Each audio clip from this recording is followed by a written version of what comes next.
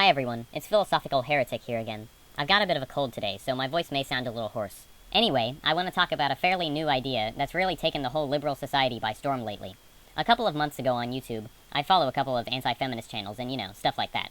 I heard about this idea of cultural appropriation, which is basically when people use fashion or music or anything from a culture that they're not in. I gotta say, all this PC bullshit has just gone way too far.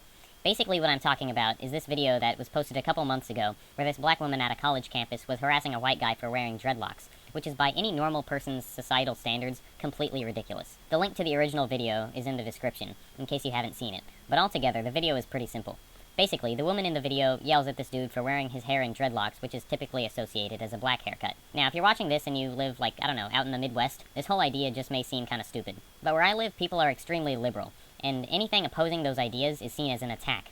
This is why I want to make my videos reaching out, not just to people who relate to my ideas and values, but also to people close in society to me, people among the strong believers in cultural appropriation, and who think that using somebody else's language or cultural style is in some way racist or offensive. The main belief behind cultural appropriation is that the people using these said cultures are actually ignorant of them, and because of that, it's selfish or insensitive to associate with them. Now, I kind of agree with this on some level. Maybe it's insensitive to use these cultures in an offensive or ignorant way. For instance, it just seems tacky to maybe have an Oriental-themed party or try to associate with that culture when you really know nothing about it. But that's not the issue. The real issue is when this is made into a racial thing. My biggest issue with any of this shit is when it becomes a racial thing, because there are very few topics that I think actually need to be related to race. As I've said, or maybe implied in my previous video, I think race shouldn't matter in life at all, or really have to do with anything, period. So, as tacky as it would be for a white American to come to school or work wearing some weird African tribal shit he knows nothing about, I think it would be just as tacky if a black person does it. To get things straight, just because you share a skin color with the demography of Africa does not mean you're African. There are people who I've seen wearing garments that relate to African cultures, and let me just say, I think it's just stupid. Wearing something to associate with your culture is another way of distinguishing between people of your own background and others. And if we look through history, dividing races and cultures away from each other is what has made racism such an issue. People associate culture with race, and that is not a good thing. If you keep separating white people and black people, you'll get the same issues we've encountered throughout history. We don't need to be looking at people differently based on the color of their skin, or even where they grew up. We need to start looking at people the same. That's not a new idea, I think everyone knows that. And that's why I think this radical feminism, BLM shit is on the wrong side of history.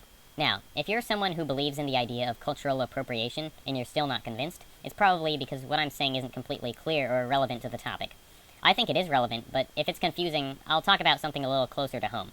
Let's say, if a white person can't get dreadlocks, does that mean a black person can't get a white haircut? According to your definition of cultural appropriation, yes, that is what it means. I guess that means that black people should be expected to dress like what you think a black person would dress like. What, no belt, pants hanging low, dreadlocks, maybe a backwards hat and some gold chains or something?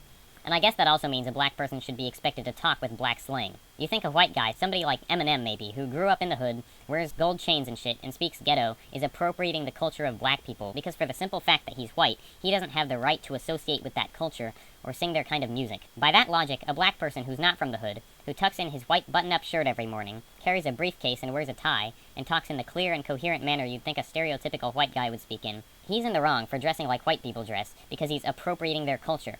So, because he's black, he can't say, like pop music, or hang around white people. Listen, that's not just ridiculous, that's literal racism. Grouping people in to dress and act only like the people who look like them. Now, I don't know about you, but I want less black people living in ghettos, selling drugs and robbing banks, and more of them living in upper-class houses, making an honest living and living their lives without the threat of gun violence in their neighborhoods. That's not my bigotry against black culture saying that. That's me pointing out that it's racist in itself to tell people how they need to dress, how to talk, and how to act based on their race. One of my greatest idols is Martin Luther King Jr., and I truly believe that if he were alive today, he would not be on the side of separation, because he always stood for bringing people together. I'm sure you all remember this famous quote of his. He said, "I have a dream that my 4 little children will one day live in a nation where they will not be judged by the color of their skin, but by the content of their character." I didn't think that this was a relevant quote 5 years ago, since racial equality seemed so prevalent where I grew up. At school when I was younger, I grew up friends with a lot of diverse kids, from all sorts of ethnic backgrounds. The thing was, though, they never seemed any different than me. Nobody then thought of this or that person being black or white or Hispanic, because when nobody is taught that race is something that needs to be addressed, nobody even sees a difference. Race was just a color of skin when I was growing up, like the color of eyes or the color of hair. It was genetic. It was just irrelevant. Of course it wasn't like this everywhere. I grew up in New York City, the place that I still live. But you know what I see now? I go to school and I'm constantly told about race and culture and sexuality and how it all matters for some reason. But you know why I'm really against the PC movement? It's not because I'm racist or bigoted or that I just instinctively look at black and white people differently. It's because I was never raised in that environment. I was told all my life to look at people the same. And now I see people treating each other like aliens, isolating themselves, grouping themselves among the people who look like them. Don't get me wrong, I don't have a problem with white people hanging out with white people, or black people hanging out with black people. I think that's a natural biological instinct, to self-segregate. But I do not think it's what Dr. King would have wanted for our society to banish people from wearing an outfit that came from a different ethnic background than they came from. When it comes to this, where do you draw the line? Are people who aren't from China now not allowed to speak Mandarin because they're culturally appropriating language? Should black people not wear clothes because in their original continent people wore loincloths and penis sheaths? By the way, I don't know if it was Africa, but I swear to God, I actually learned somewhere that people used to wear penis sheaths to protect against mosquitoes biting their dicks. Anyway, just a fun fact. Should people who aren't from Europe not be allowed to listen to classical music or hang up European paintings in their houses? The more you think about cultural appropriation, the more ridiculous it seems. At a point, it just turns into segregation.